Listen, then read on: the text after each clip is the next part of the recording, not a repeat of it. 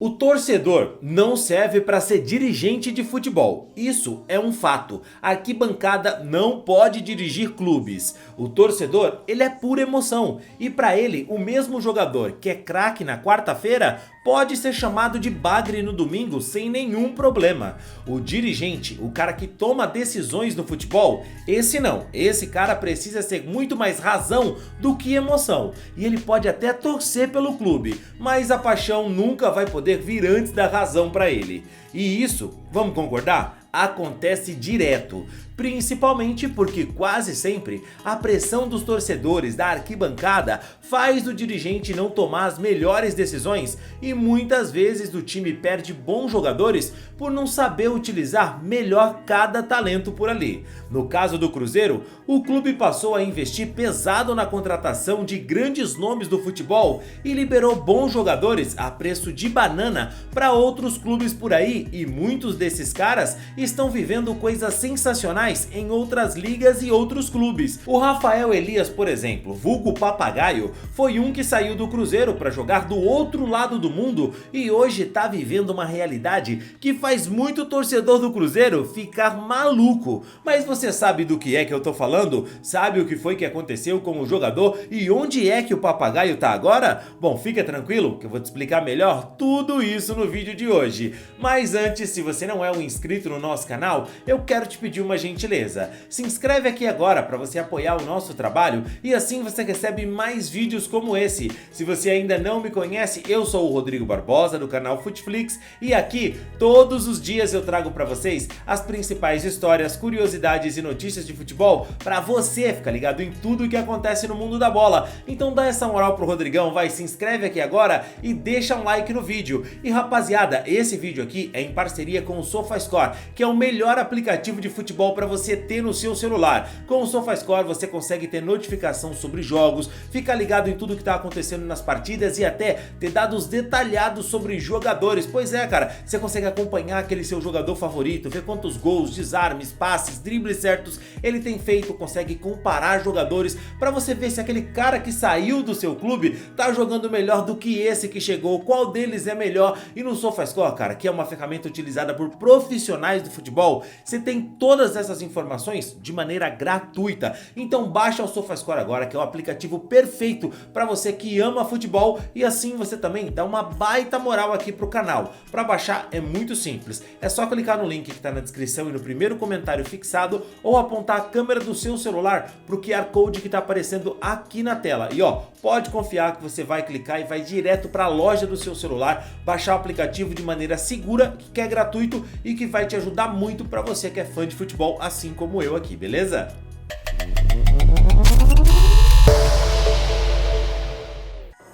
O maior desafio pessoal para mim foi chegar aqui. Todo mundo sabe que eu passei no Brasil. É difícil falar para mim porque só eu e minha família sabem que a gente passou aqui no Brasil. Mas o mais importante para mim é ter o reconhecimento, né?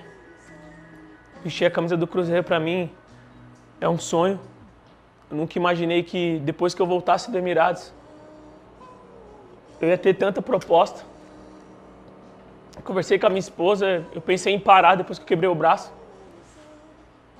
Mas Deus falou para mim que Ele tinha algo muito interessante para mim aqui. Ele tinha uma promessa para mim aqui no Cruzeiro. E eu creio que Deus vai fazer grandes coisas aqui, nesse clube. E o mais importante para mim, meu comprometimento maior vai ser colocar o Cruzeiro onde ele deve estar, brigando por título, Libertadores. Isso para mim vai ser o mais importante e acho que vai ser o maior desafio da minha carreira.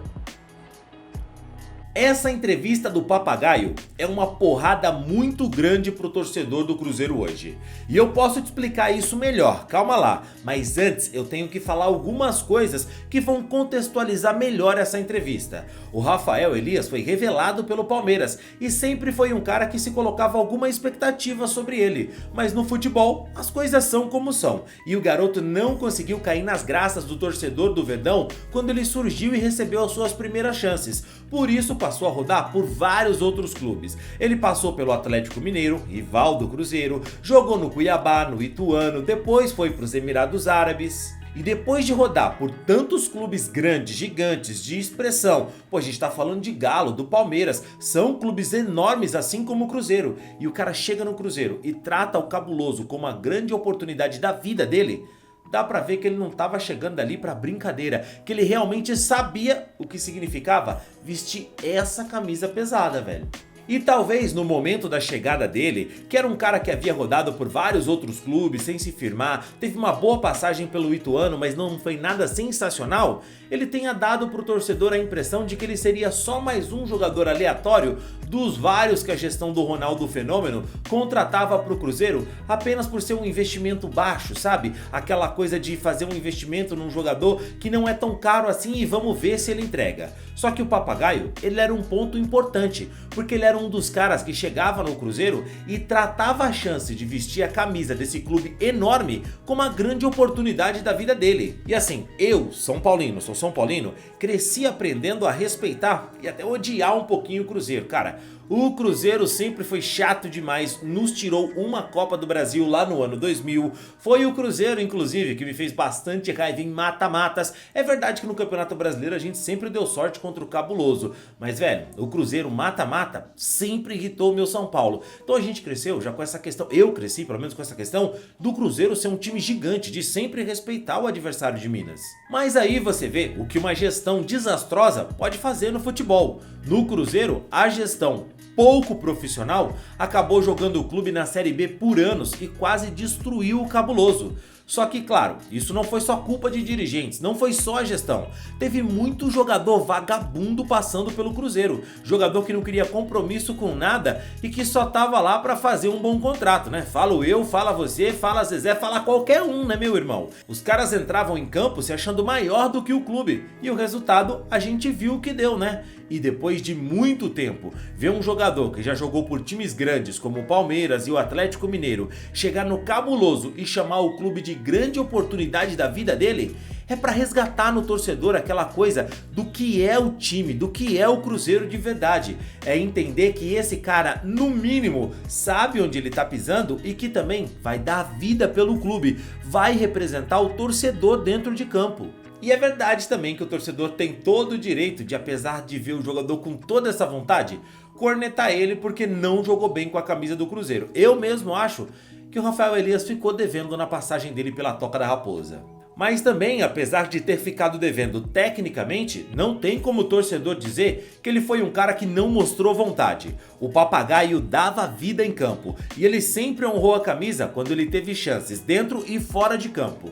Infelizmente, ele não marcou tantos gols com a camisa do Cruzeiro e atacante que não faz gol, não dá, né? Atacante que não faz gol morre de fome. Em 29 jogos pelo Cruzeiro, o Rafael só marcou 5 gols e a torcida muitas vezes pegou no pé do atacante, cobrando que ele entregasse mais, que ele jogasse melhor. E o torcedor é paixão, meu amigo. Não vem falar pro torcedor, ah, mas calma, tem que analisar o estilo. Que caceta nenhuma, atacante tem que fazer gol, ele não fez e tem que ser cobrado. A torcida tem a razão dela. Só que assim que o clube trocou de gestão, passou das mãos do Ronaldo pro Pedrinho, o perfil de contratações mudou completamente. Por exemplo, não é nada pessoal, calma lá, Caio Jorge não vai ficar bravo comigo de novo. Mas o Caio, que veio pro Cruzeiro com muita expectativa, era uma contratação que chegou exatamente para jogar onde estava o Papagaio. E ele tem números em campo que são muito parecidos com o que o Rafael Elias teve e a torcida tanto reclamava. E olha, não são poucos torcedores do Cruzeiro nas redes sociais